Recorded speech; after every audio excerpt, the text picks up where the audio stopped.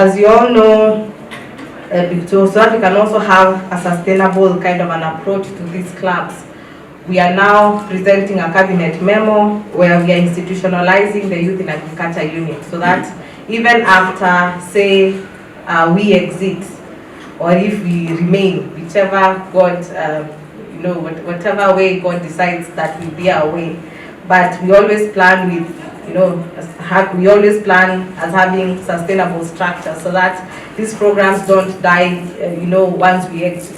That's why we are in the process of institutionalizing the Youth in Agriculture unit, which will be home to all the children-based activities.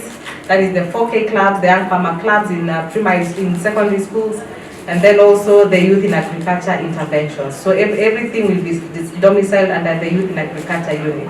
So the cabinet memo is in the process of being presented to cabinet, and after that, I believe we'll also convey the update in terms of the conclusion of the institutionalization. For the young farmer clubs, we are also working on, on the programming. The programming for 4K clubs, we can comfortably say that we have a starting point. But for the young farmers now is what we are working with partners to be able now to put up better structure, so that also the clubs at the secondary school level, as instructed by His Excellency the President, also have guidance on how they should run.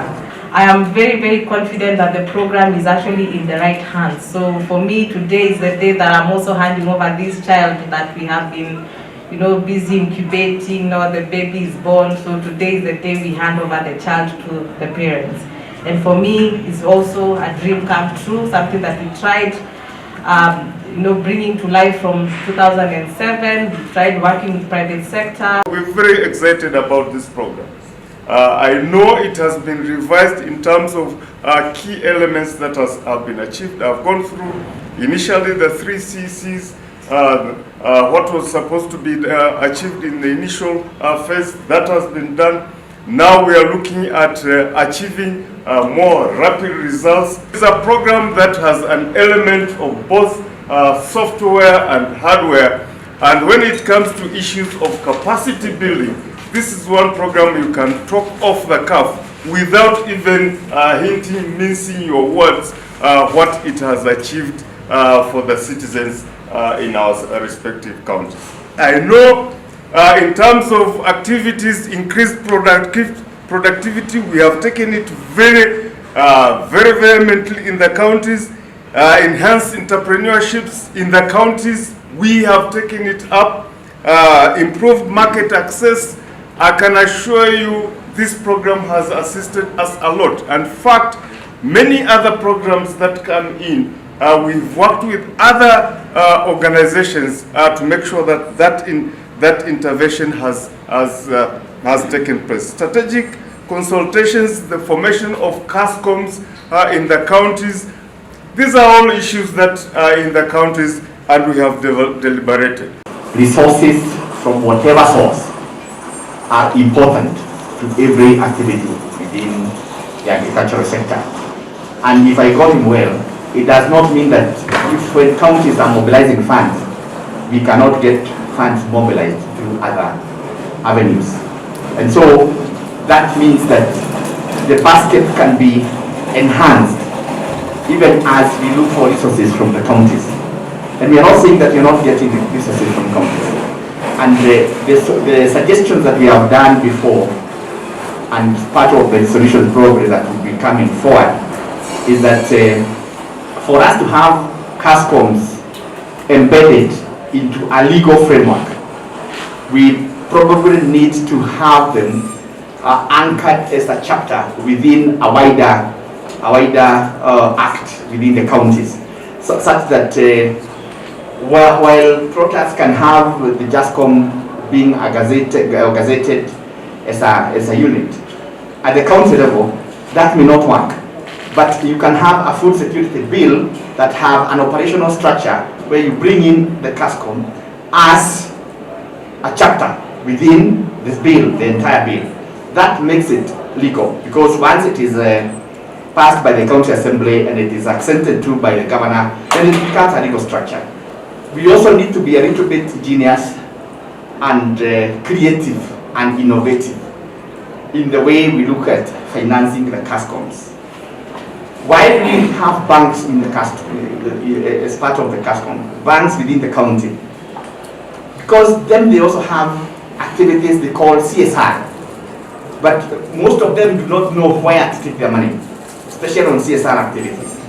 And this is the high time we now tell them, this is an activity that you can easily support by mobilizing or facilitating an activity in a CASCOM.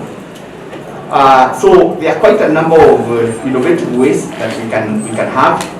Plus also, whenever we have committees and boards in counties, some of them have a budget line. And this is where you don't specify and say handing of CASCOM, because somebody from finance will look and ask, what is this animal that you're calling CASCOM and you want to fund?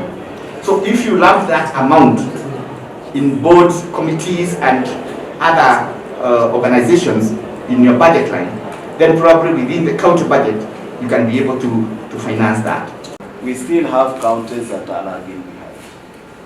When you go back to your counties, probably find out, particularly the issues of counterpart funds contributions. Where are we? And yesterday I also said that the balances I was showing here, the figures were actually set by your coordinators and their accountants. And therefore there is a whole list that shows how much money is in CRA, for example, for Wajir, how much money is in the SPA account, for example, for Kisumu, how much money, for example, in Elgeyo Marakwet is still in the operational account. So it will be good for you when you get back to the counties. Try and assist, because there are certain decisions that require your interventions, particularly getting the counterpart funds and transferring funds is something that we would like you to assist us. And I'm happy that we had challenges one time in Nyamira County, but the situation has since changed. And I've seen that you have made some very good progress. The DG is not here. Some counties like Lamu,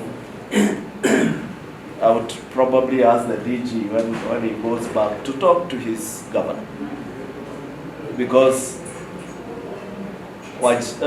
Lamu, for example, has lost in terms of implementation of KESA. When you lose 300 million as a county because of certain conditions that you give as the topmost leader in that county, then that goes against the whole essence of support for agricultural development. Because that money is coming to your county for the development of your county, to improve the food security situation of your county, to improve the incomes of our value chain actors, to improve employment, particularly for our young people. And I'm getting disturbed by the situation in Lamu, because they have money in their account, but they cannot utilize that money.